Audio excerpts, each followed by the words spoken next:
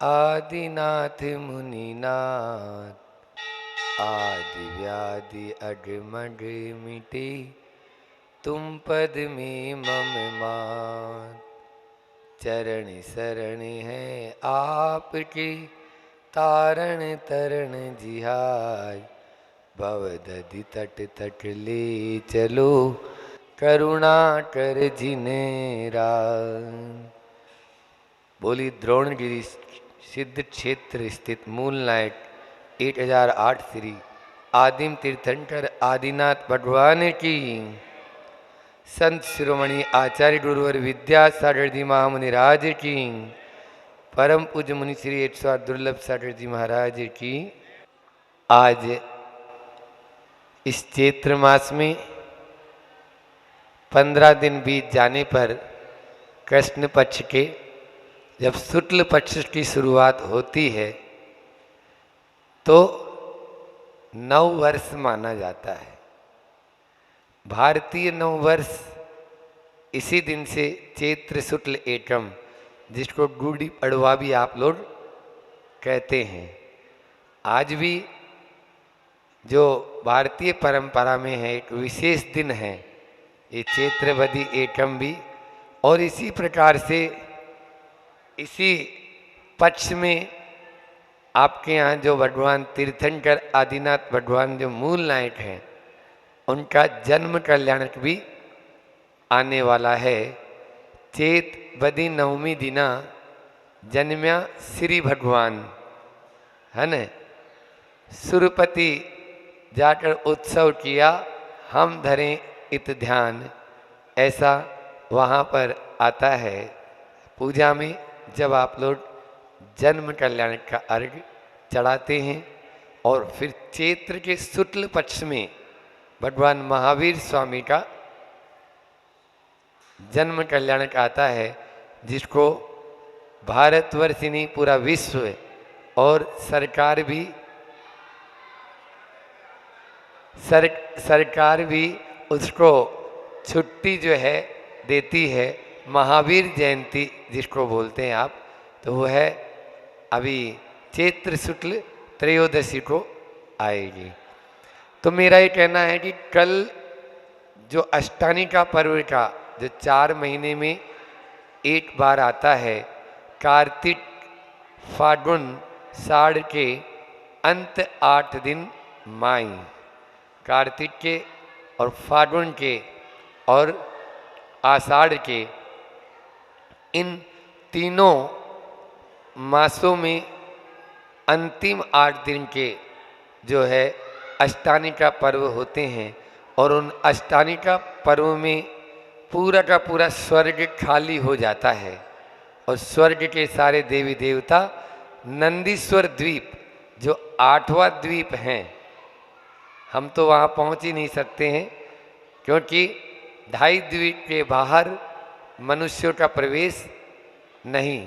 मानुसोत्तर पर्वत एक पर्वत है, मानुसोत्तर पर्वत, उस पर्वत तक ही केवल मनुष्य जाते हैं, उससे आगे केवल मनुष्य नहीं पहुंच पाते, केवल देवता पहुंच पाते हैं, देवियां पहुंच पाती है, जो 8 दिन के लिए नंदीश्वर में ही बस जाते हैं। बहुत ही भक्ति भाव के साथ में आप सब लोगों ने मिलकर यहाँ पर आनंद और उत्साह के साथ में सानंद आचार्य श्री जी के आशीर्वाद से यह सिद्ध चक्र महामंडल विधान शायद संस्कृत में तो पहले बार ही इस धरा पर हुआ होगा। वो बोल रहे हैं पूरे एरिया में नहीं हुआ है, वो नहीं हुआ, सागर संभाग में भी अभी नहीं हुआ। हम लोग मंडी बामोहरा में थे, हालांकि वो सागर जिला में आता है। सागर जिला में विदिशा और सागर के बॉर्डर पे है, तो मंदिर सागर में है और ये लोग जो है विदिशा में रहते हैं, तो दोनों जिले वहाँ लगते हैं। फिर भी उस बॉर्डर पे हुआ और अभी आप लोगों को द्रोणगिरी में सौभाग्य प्राप्त हुआ, बहुत ही सिद्ध क्षेत्र में सिद्धों की आराधना करने का। तो आज मैं जिस बात पर चर्चा करना चाहता हूँ वो है हवन। आज प्रातःकाल की वेला में हम सब ने मिलकर यहाँ हवन किया। आप लोगों ने तो हवन में 3 कुंड होते हैं। आप लोगों के यहाँ देखो ये बने हुए हैं। एक त्रिकोण होता है, एक चौकोर होता है और एक गोल होता है। ये किसके प्रतीक हैं? एक होता है तीर्थंकर केवली और एक होता है सामान्य केवली और एक गणधर केवली। तो तीर्थंकर, गणधर और सामान्य ऐसे हैं। आप लोग कभी पावापुरी गए हो तो वहाँ पर 3 चरण बने हैं। पावापुरी में 3 चरण बने हैं। कभी देखा आपने? जल मंदिर में, जल मंदिर में हमने वहाँ 2 दिन और 2 रात एक पाटे पे बैठ के, इतना छोटा सा पाटा था, तो ये वहाँ पर 48 घंटे का ध्यान लगाया था उस समय। तो वहाँ पर भी यही प्रतीक है। बीच वाले चरण तीर्थंकर के चरण कहलाते हैं। भगवान महावीर स्वामी के एक तरफ गौतम स्वामी के चरण जो गणधर केवली गणधर थे, उनके प्रमुख गणधर, और एक तरफ सामान्य केवली जो और अन्य। महावीर स्वामी कितने गणधर थे बताओ, कोई बताए? 11। कितने गणधर थे? 11 गणधर थे। तो वो 11 गणधर में एक ये चले गए, बाकी सामान्य जो केवली थे उनके भी प्रतीक स्वरूप एक वहाँ पर चरण बने हैं। एक यह भी आपको बताएं कि जब तीर्थंकर को मोक्ष की प्राप्ति हो गई, पहले वहाँ तालाब नहीं था, वहाँ टीला था। क्या था? ऊंचा टीला था। जब मोक्ष की प्राप्ति हो गई पावापुरी में भगवान महावीर स्वामी को, तो असंख्यात देवी देवता उनके मोक्ष कल्याणक में आए। और जैसे आज यहाँ पर हवन हुआ है, वहाँ जब भगवान महावीर स्वामी के नख और केशों का जो रह जाते हैं, उनका अंतिम संस्कार करके जो भस्म थी वो माथे पे लगाई। इतने देवी देवता आए थे कि वहाँ पर 1 किलोमीटर का जो रेडियस है उसमें वो इतना गहरा गड्ढा हो गया। मतलब वो धूल, वो रज, वो जो राख, वो इतनी लेके गए कि वहाँ पर वो गड्ढा हो गया और आज वो तालाब का रूप है, सरोवर है, वर्धमान सरोवर। उसके बीच में जल मंदिर जिसको आप लोग कहते हैं वह जल मंदिर है। तो बात चल रही है हवन की।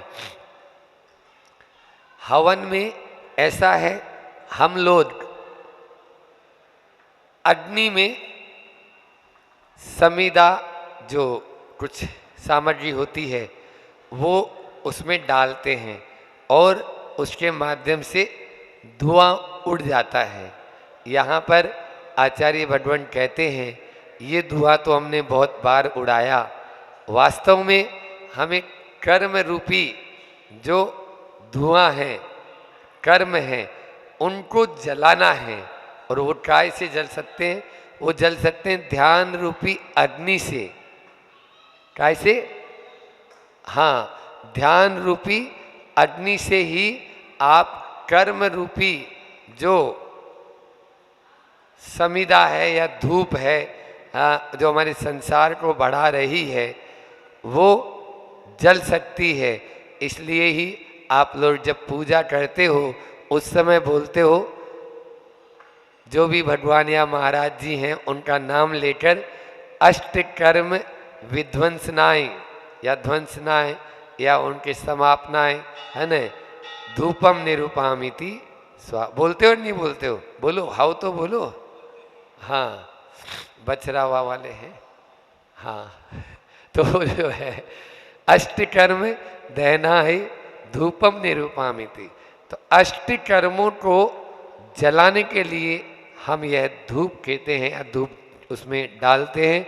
आप लोगों ने आज ये हवन किया है, बहुत बार हवन किया, लेकिन प्रमाण सागर जी महाराज जी भी कई बार बोल चुके हैं कि हम बुराइयों का हवन करें। संकल्प लें कि आज हमने सिद्ध क्षेत्र में हवन किया, तो अब यह सिद्ध क्षेत्र की वंदना की। आज इस द्रोणगिरी सिद्ध क्षेत्र पर जहाँ से बताते हैं 8.5 करोड़ मुनि महाराज ऐसे वे मुनि महाराज यहाँ सर मोक्ष गए हैं, तो निश्चित रूप से इस पावन भूमि पर आप लोग आज आए हैं तो कुछ लेकर जाएं यहाँ से, और वो है हमारे में जो बुराई है उसको यहीं छोड़ दो और यहाँ की जो अच्छाई है वो लेके चले जाओ। सीधा सीधा है फार्मूला। प्रतिदिन हमने आपको इसी सिद्ध चक्र महामंडल विधान पर थोड़ा थोड़ा बताया कि किस प्रकार से सिद्ध बनते हैं, किस प्रकार से एक अच्छा यजमान बना जाता है, अच्छा इंसान बना जाता है, और कैसे हम इंसान से फिर भगवान की ओर बने, उसके पहले गुरु कैसे बने, और गुरु के बाद में जो दिनचर्या है वो ऐसी है कि वो इंसान की तो बात छोड़ो, वो अन्यत्र जा रही है ना। तो जो अन्यत्र जा रही है उसको मोड़ना बहुत जरूरी है। आप ध्यान रखना, प्रकृति में आज तक कोई बदलाव आया क्या? बोलो। सूरज पूरब से उठता था आज के 500 साल 1000 साल पहले भी। तो मैं कह रहा था कि प्रकृति के साथ चलने वाला आदमी आगे बढ़ जाता है। गुफा में जब बैठे थे तो मैं बोल रहा था, प्रकृति के साथ में जो चलता है वो हमारी तरह बन जाता है, हमारे से आगे इनकी तरह बन जाता है, इनसे आगे जो सिद्ध परमेष्ठी यहाँ से मोक्ष चले गए, जो सिद्ध परमेष्ठी यहाँ से मोक्ष चले गए उनकी तरह बन जाता है। और प्रकृति के विरुद्ध जो चलता है वो संसार में ही भटकता रहता है। प्रकृति में जितने प्राणी होते हैं वो स्नान करते हैं क्या? बोलो। प्रकृति के साथ चलने वाले पशु पक्षी वगैरह को स्नान करते नहीं करते? मुनि महाराज भी स्नान नहीं करते। अच्छा ये बताओ, प्रकृति के जो साथ चलते हैं वो कभी सुबह सुबह कोलगेट, सिवाटा टॉप कौन कौन सी आती है आपके? हाँ, क्लोजअप। और क्लोजअप मतलब बंद कर दो। क्लोज खुद ही बोल रहा है क्लोज, हम थोड़ी बोल रहे हैं बंद करो, लेकिन आप लोग बंद ही नहीं करना चाहते हो। और हड्डी का चूर्ण है, सुबह सुबह मुंह में ले लेते हो आराम से। शुद्ध हड्डी का चूर्ण है ये, कोलगेट हो चाहे क्लोजअप हो। तो फिर महाराज जी अच्छी नीम की दातुन थी पहले, लेकिन कोई नहीं। प्रकृति के जितने भी लोग, हम भी दातुन नहीं करते, वो भी दातुन नहीं करते, वो भी नहीं नहाते, हम भी नहीं नहाते। अच्छा वो लोग कपड़े पहनते हैं क्या? तो हम पहनते हैं क्या? बोलो। वो भी दिगंबर नग्न में रहते, हम भी नग्न में रहते। अच्छा उनके बाल वाल बढ़ जाते हैं तो कोई नाई वाई के पास तो चले ही जाते होंगे कि थोड़े बहुत भैया दाढ़ी बढ़ गई, बाल बढ़ गई, बोलो। तो हम भी नहीं जाते, जाते हैं इसलिए। और प्रकृति की जितने भी प्रकृति से समीप रहने वाले प्राणी, पशु पक्षी, पेड़ पौधे आदि होते हैं, वे सब जैसे ही अस्वस्थ होते हैं तो सबसे पहले भोजन छोड़ते हैं। और आप लोग अस्वस्थ होते ही पहले डॉक्टर के पास जाते हैं। महाराज डॉक्टर साहब पहले हम 4 रोटी खा लेते थे अच्छे से, अब 2 ही रोटी खाते हैं, आप तो हमें 6 रोटी खाने का फार्मूला बताओ। और वो जानवर वगैरह छोड़ देते हैं, हम लोग भी उपवास आदि कर लेते हैं, ठीक है ना। तो जितना जितना हम प्रकृति सुन रहे हो पीछे बैठे हैं बछड़ा वाले कि आपको यदि आगे बढ़ना है, अभी बोल रहे थे गुफा में कि हमें भी अब महाराज आगे बढ़ना है, तो आगे बढ़ने का फार्मूला तो यही है, प्रकृति के समीप आओ और वो जैसे जैसे आते जाएंगे आपकी बुराइयां आप ही हवन में जाती जाएगी, जाती जाएगी। ये निश्चित रूप से है। क्यों? क्योंकि हम जितने जितने आर्टिफिशियल या जितने जितने किसी चीज़ के आदी हो जाते हैं उतने उतने वो हमें जकड़ती चली जाती है। और जितने जितने हम बाहरी इस पूरे परिवेश से हटते चले जाते हैं तो अपने आप में केंद्रित होने का एक अवसर प्राप्त होता है। आपको रामायण का वह प्रसंग याद होगा जब रामचंद्र जी को वनवास मिला। कोई व्यक्ति को राजगद्दी मिलने वाली हो और तुरंत उससे कह दिया जाए अब आपको सिंहासन पे नहीं, आपको तो वन में जाना है, ये स्थिति उनके साथ में हुई। लेकिन क्या वो रोए? बोलो, किसी को कुछ बोले? बल्कि लक्ष्मण को और सीता को भी मना किया कि वनवास तो मुझे मिला है ना, माँ ने वरदान तो मेरे ही लिए मांगा था ना कि रामचंद्र जी को 14 साल का वनवास हो, आप दोनों के लिए तो है ही नहीं। लेकिन रामायण के या पद्म पुराण जब पढ़ते हैं तो रोंगटे खड़े हो जाते हैं कि किस प्रकार से एक भाई भाई का साथ देता है, एक पत्नी पति का साथ देती है, एक सास बहुओं के लिए किस प्रकार से वह रहती है। वही कैकेयी जो सास थी कितना पछताती है, एक बार वह बोल तो देती है लेकिन उसके बाद में जीवन पर्यंत उसके लिए वह कांटा निकल नहीं पाता है। पद्म पुराण में आचार्य रविसेन महाराज जी ने बहुत ही अच्छा प्रसंग कहा है। प्रमाण सागर जी के मुझसे बात सुनी कि एक बार ऐसे ही वो रामायण की बात चल रही थी और कुछ महिलाएं बैठी थी जैसे अभी बैठी हैं, तो पूछ लिया महाराज जी ने कि एक बात बताओ, यदि आप लोगों के साथ में यदि ऐसी गुजरे तो आप पति के साथ में जाना पसंद करेंगे या घर में रहना? पता है उन महिलाओं ने क्या बोला? उन महिलाओं ने सबने एक साथ बोला हम भी पति के साथ जाएंगे। महाराज जी को आश्चर्य हुआ, पंचम काल की ये महिलाएं और बोल रही हैं कि हम भी पति साथ। बोले अच्छा, आप पति के साथ में जाकर उन सारे कष्टों को झेल लेंगी, इतने वन में रहने के जो कष्ट होते हैं? बोले महाराज कष्ट वष्ट तो छोड़िए, 3-3 सासुओं के अंडर में रहने की बजाय पति के साथ में वन में रहना अच्छा माना जाता है, इसलिए हम 3-3 सासुओं के अंडर में नहीं रहेंगे। ये आज की सोच है, समझ में आया? वन में क्यों जा रही है? वन में इसलिए जा रही है कि यहाँ पर कौन उनकी सुनेगा, कौन उनको खिलाएगा, कौन उनको पिलाएगा।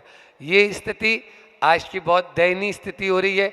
इसलिए बहुत ही भारत बहुत विपरीत दिशा की ओर जा रहा है। यदि हमें आगे की ओर बढ़ना है और अपने आप को स्वयं को सुरक्षित रखना है, स्वयं को सुरक्षित रखना है, तो निश्चित रूप से उन्हीं ही पहलुओं को वापस लाना होगा जो आचार्य विद्यासागर जी महाराज जी हमें बार बार कहते हैं। एक हाइकू सुनाकर अपनी वाणी को विराम दे रहा हूँ कि पीछे भी देखो इस बहन के लिए। हाइकू सुन, हाइकू जानती क्या होता है? बरेली, राय बरेली से आई ना, हाँ वो तो हम समझ गए। तो हाइकू क्या होता है ये पता है? जो आचार्य श्री जी के कोटेशन आपने लिखे हुए देखे जगह जगह, तो ये 17 अक्षर होते हैं। कितने? 17। अब 17 मालूम नहीं है ना तुम्हें, 17 थोड़ी मालूम होगा कि 17 कितना होता है। हाँ वो 17 है ना। तो 17 जो अक्षर होते हैं उसमें शुरू में 5, बीच में 7 और अंत में 5, ठीक है, ये अक्षर होते हैं। शुरू में 5 अक्षर आचार्य श्री जी ने दिए, पीछे भी देखो, क्या बोला? सबके लिए है, पीछे भी देखो। फिर बीच वाले 7 हैं, पिछ लड्डू न बनो, 7 हो गए। पिछ लड्डू 4, न बनो 3, 7 हो गए। फिर लास्ट 5 है, पीछे रहोगे, पीछे रहोगे। फिर से बोलू, पीछे भी देखो, पिछ लड्डू न बनो, पीछे रहोगे। मतलब क्या हुआ? अर्थ बताएगी।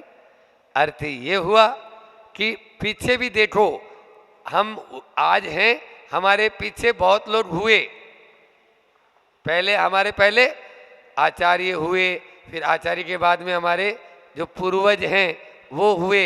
इन सबको देखो, उनकी क्या चाल थी, उनकी क्या ढाल थी, उनका क्या रंग था, उनकी क्या हाइट थी, उनकी क्या सोच थी। आज इस द्रोणगिरी सिद्ध क्षेत्र पर इतने बड़े बड़े विशाल जिनालय बने हुए जो आप नजर देख रहे हो, कैसे बने होंगे। अभी कुंडलपुर की वंदना आप लोग करके आ रहे हो, वहां पर इतने सारे 72 जिनालय कैसे बने, बोले पहाड़ पर। तो आचार्य श्री जी से किसी ने पूछा, महाराज जी उस समय तो आचार्य श्री जी कोई क्रेन भी नहीं चलती थी, फिर ये इतने बड़े बड़े और इतने विशाल गगनचुंबी जिनालय जिनके शिखर हों, ऐसे कैसे इतनी बड़ी बड़ी मूर्तियां ऊपर आई।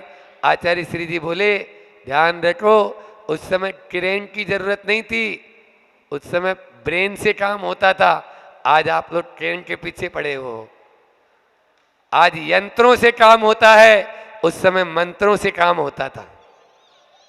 आप लोग यंत्र की दुनिया में चले गए तो आज ये दशा हो चुकी है। वापस से फिर से मंत्र की दुनिया में आ जाओ, जमीन से 4 हाथ ऊपर चलने की कैपेसिटी आप में भी आ जाएगी। लेकिन विश्वास के साथ में, अच्छे से दृढ़ता के साथ में, यदि हम अपने पूर्वजों के बताए हुए मार्ग पर अग्रसर हो जाएं, तो निश्चित रूप से भारत सोने की चिड़िया नहीं, सोने का शेर हो जाएगा, सोने का शेर हो जाएगा ये भारत। इतनी भारत में कुवत है, इसलिए हम सब अपने इतिहास को भूल चुके हैं। पीछे भी देखो, पिछलग्गू न बनो। पिछलग्गू का मतलब जानती है? पिछलग्गू का मतलब क्या होता है? पीछे पीछे रहना है। कोई भी चीज देखी, एड देख लिया, एडवर्टाइजमेंट, अब तो मुझे कुछ नहीं, बस वही चीज चाहिए, अब मुझे ये चाहिए, अब मुझे वो चाहिए। भले ही घर में आपके पास में 50 साड़ियां हैं, लेकिन वह चाहिए। कपड़े भी अब कौन से, वो जो पहनती है ना, वो कैटरीना, क्या कैटरीना आपके एक्टर वेक्टर जो आते हैं, मैं तो नाम भी नहीं मालूम, तो वो ही चाहिए हमको, है ना। मोबाइल है, मान लीजिए आपका अच्छा मोबाइल है, अब ऐड आना शुरू हो गया कि नया मोबाइल ये वाला है, अब वो खराब लगने लग गया। ये पिछलग्गू हो गए ना, हम वेस्टर्न कल्चर के पीछे लग गए। ध्यान रखना, सूरज जब जब पश्चिम में गया है तो डूबा है। यदि हम भी पश्चिम की संस्कृति को अपनाएंगे तो डूबेंगे। हम पूरब में रहने वाले आदमी हैं, तो पूरब की बात करो। यहाँ उठते हुए सूरज को प्रणाम किया जाता है, उसकी आरती उतारी जाती है, उसका दीपक, घी का दीपक लगाकर स्वागत किया जाता है, उसको जल का तर्पण देकर उसको देखते हैं लोग। हमारे यहाँ ढलते हुए सूरज को प्रणाम नहीं, उठते हुए सूरज को प्रणाम है। समझ में आई? तो ये तो पिछलग्गू मत बनो। जो विदेशी कल्चर है या पाश्चात्य संस्कृति है, उसको छोड़ना है। और यदि ऐसा करेंगे, यदि आप पिछलग्गू बन चुके हैं, पीछे रहोगे। अच्छा, सिंह ने क्या बोला? पीछे भी देखो, पिछलग्गू न बनो, पीछे रहोगे। यदि आज तो अभी तो कुछ नहीं है, यदि यही डाउनफॉल रहा, इसी तरह से यदि गिरावट रही, तो एक दिन वह भी आएगा, इस हाथ से इस हाथ का मर्डर होगा। ये हाथ अपने ही हाथ को काटने के लिए दौड़ेगा। यदि यही गिरावट रही तो आज मानसिकता इतनी विकृत हो चुकी है, वो कब अपने पिता को गधा बोल दे और कब गधे को अपना पिता बना ले, कोई पता नहीं। इसलिए ये सब वेस्टर्न जितने भी जो गलत तरीके के आए हैं, चाहे वो लिव इन रिलेशनशिप हो, है ना, 1 साल साथ रहेंगे पति पत्नी के रूप में और छोड़ के भट जाएंगे, बाद में तुम भी फ्री हम भी फ्री, ये क्या है? ये कोई हमारी भारतीय संस्कृति है? हमारे यहाँ तो 7 फेरे हो गए, अब क्या जिएंगे साथ और मरेंगे साथ, ऐसी संस्कृति थी।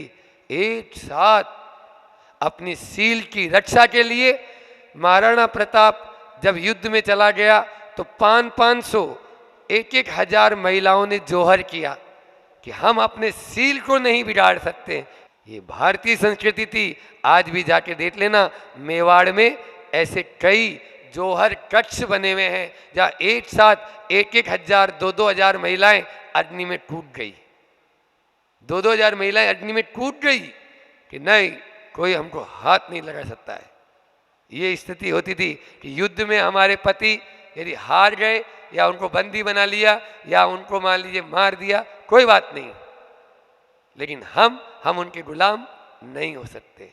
ये अपने इतिहास रहे हैं, अपना इतिहास है ये। इस स्वर्णिम इतिहास को पढ़ो, तभी हम आगे बढ़ पाएंगे और तभी बुराइयों से बच पाएंगे। आज जो आपने बुराइयों का हवन करने का जो ये संकल्प लिया था, उस अवसर पर हम इतना ही कहेंगे। समय भी आप सबका पूरा हो चुका है। बोले अहिंसा परमो धर्म की, आचार्य गुरुवर विद्या सागर महामुनि राज की।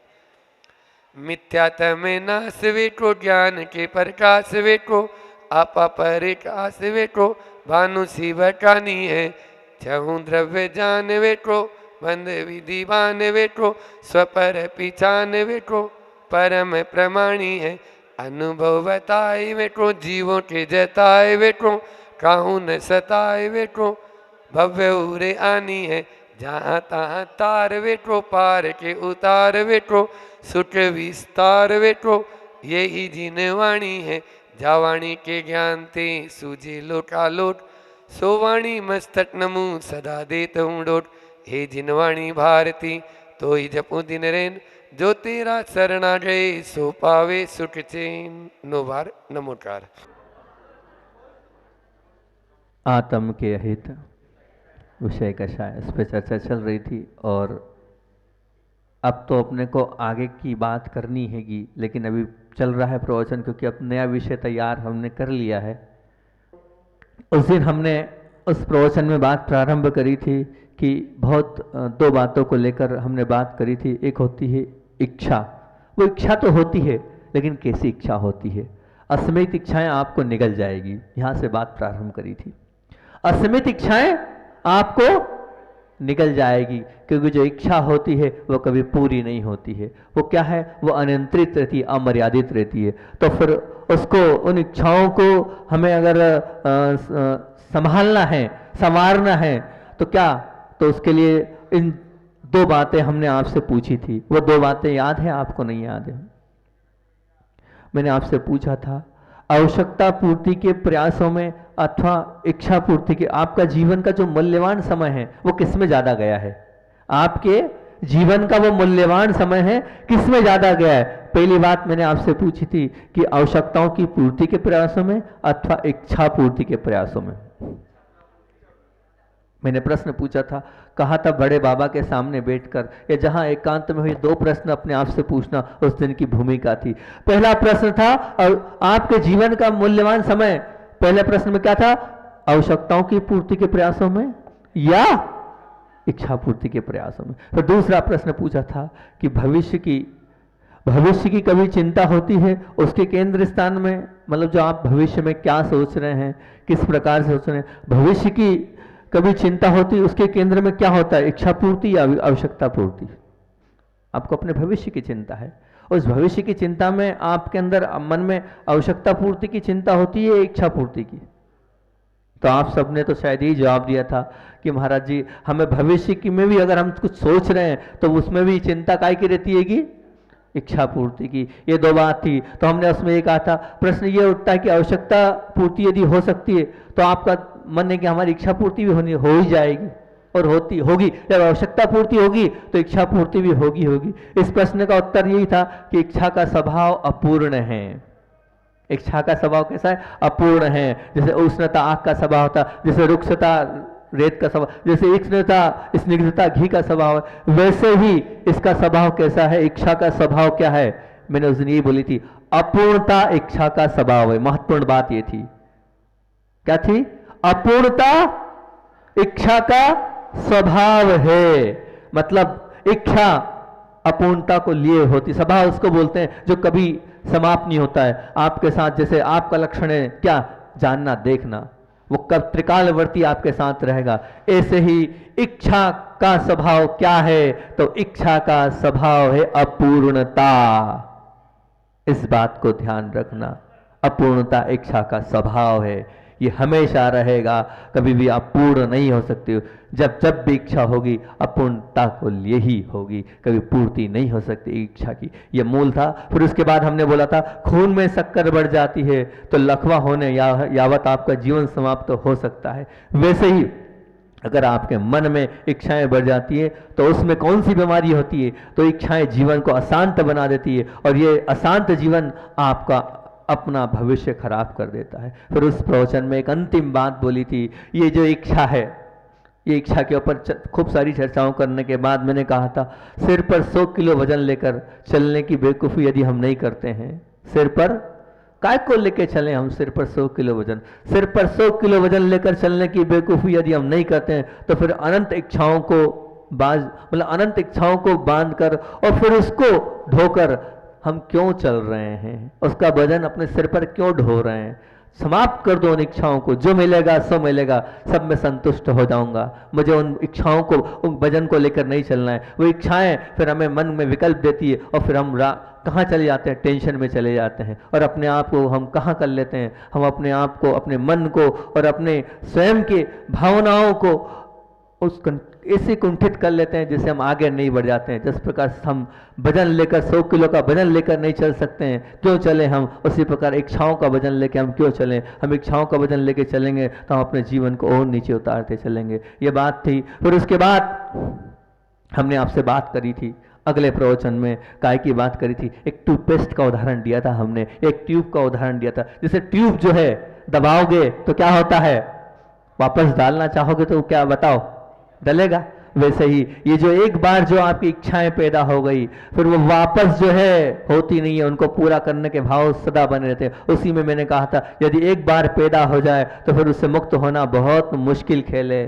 तो इसलिए उन इच्छाओं को पैदा ही मत होने दो, इन इच्छाओं को वहीं समाप्त कर दो। फिर उसके बाद जैसे दूध का उदाहरण देके हमने कहा था कि दूध चाहिए तो फिर गर्म भी करो, मीठा भी करो, और फिर उसके बाद क्या है, उसके लिए अपने को कब्बसी भी चाहिए, सब चीज़ चाहिए, तब जाके दूध। और दूध अगर पीना ही नहीं, त्यागी कर दिया तो क्या होगा?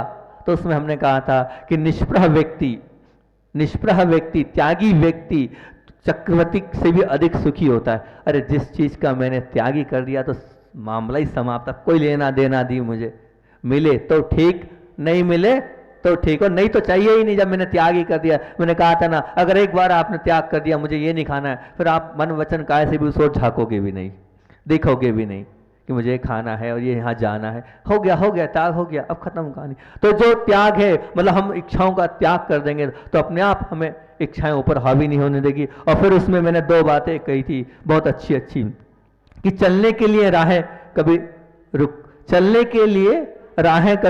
रुकती नहीं। चलने वाले के लिए, वाला और लगा देते हैं तो ज़्यादा अच्छा रहेगा, वैसे उस दिन वाला ही बोला था हमने।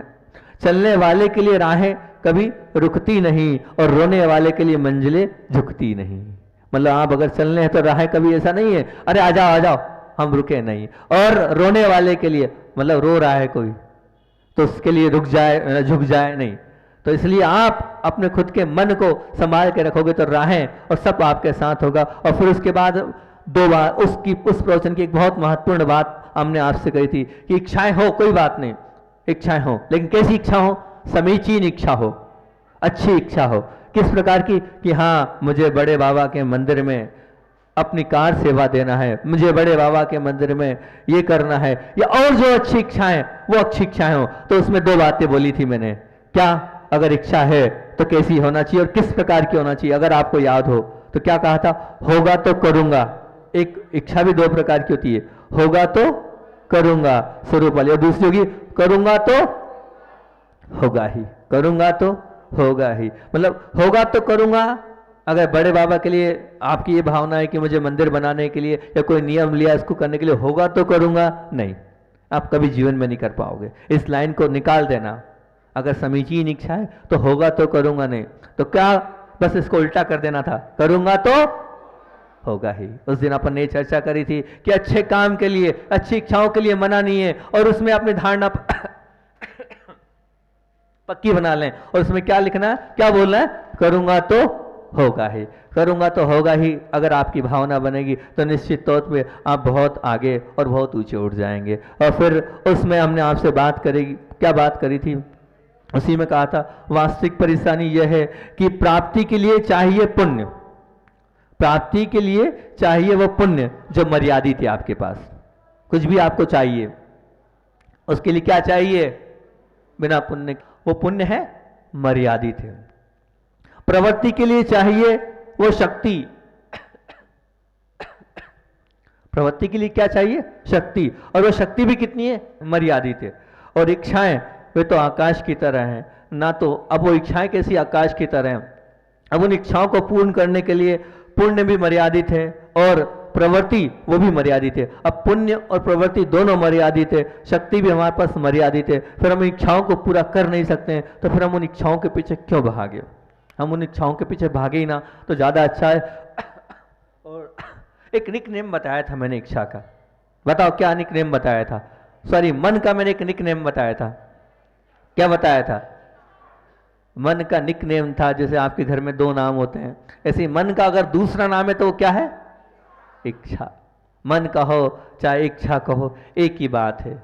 मन कोई अलग चीज नहीं है, इच्छा कोई अलग चीज नहीं है। इसलिए जिसने इस मन को समझ लिया, मतलब उसने अपनी इच्छाओं को समझ लिया, और जिसने इच्छाओं को समझ लिया उसने सब कुछ समझ लिया। और फिर उसके बाद मैंने आपसे कही थी इच्छा के बाद आवश्यकताओं की बात, और उन आवश्यकताओं में मैंने आपसे बात करी थी कि आवश्यकताएं होती है तो कैसी वो आवश्यकताएं होती है?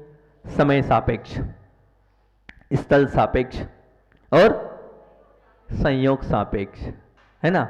ये जो आवश्यकताएं कैसी होती है? समय सापेक्ष। भाई ठंड थी तो ठंड में आपने स्वेटर जो भी है सब वो ओढ़ लिया, और जरूरी भी है ना। पानी, आप गर्मी है तो आपने पानी का ग्रहण कर लिया। बुखार है, अब वो जो क्या थी वो स्थल सापेक्ष थी। क्या भैया मरुस्थल में गए हम, वहाँ पर पानी मिलता नहीं तो लेके चले गए, ये स्थल सापेक्ष। संयोग सापेक्ष, जैसे मान लीजिए अभी बुखार आ गया है तो अपन ने औषधि ले लिएगी, अब वो जरूरी, ये संयोग सापेक्ष है। क्या मैं अब हमेशा थोड़ी आप बुखार के बाद दवाई लोगे? नहीं लोगे। अब जहाँ पानी पानी मिल रहा है वहाँ बॉटल लेके चलोगे? नहीं चलोगे। अब मान लीजिए जो आपकी ठंड चली गई तो आप क्या कपड़े, ऊनी कपड़े पहनोगे गर्मी में? नहीं। तो मतलब संयम, समय सापेक्ष, स्थल सापेक्ष और संयोग सापेक्ष, ये आवश्यकताएं हमारी है और हमें पूरा करने के लिए लगे रहते हैं। ठीक है, बहुत अच्छी बात है। लेकिन जो इच्छाएं है ना वो कैसी है? वो इच्छाएं कैसी है? सर्व सापेक्ष। इसको मैंने कहा था सर्वकालीन सर्व सापेक्ष इच्छाएं हैं। वो मतलब इच्छाएं हर समय हर काल सभी जगह बनती। आवश्यकताएं तो समय सापेक्ष है, स्थल सापेक्ष है, संयोग सापेक्ष है, लेकिन जो इच्छाएं हैं वो सर्व सापेक्ष है। हर समय हर जगह आपके मन में वो मौजूद रहेगी। इसलिए उन इच्छाओं को हमें समाप्त करना है। और अंतिम बात बोली थी, आवश्यकताओं के नाम पर इच्छा की बातें नहीं कर रहे हैं हम। अंतिम प्रश्न पूछा था मैंने आपसे कि खूब गंभीरता से एक अपने आप से प्रश्न पूछना। क्या प्रश्न पूछने की बात करी थी? मैंने प्रश्न पूछा था आपसे कि शांत होकर एकांत में ये प्रश्न पूछना कि मैं आवश्यकताओं के नाम पर इच्छा की बातें तो नहीं कर रहा हूँ, कह तो रहा हूं कि मुझे आवश्यकता है, लेकिन वो आवश्यकता है भी कि नहीं, कहीं इच्छा ने जन्म तो नहीं लिया है? तो आवश्यकताओं के नाम पर तुम इच्छा की बातें तो नहीं कर रहे हो, ये धारणा तो आपकी नहीं है। बस आज इतना ही रखते हैं, बाकी अपन कल देखेंगे, है ना। बोधि समाधि परिणाम शुद्धि शात्मोपलब्धि शिव के सिद्धि चिंतामणि चिंतित वसुदाने त्वाम वंदमानस्य ममास्तु देवी।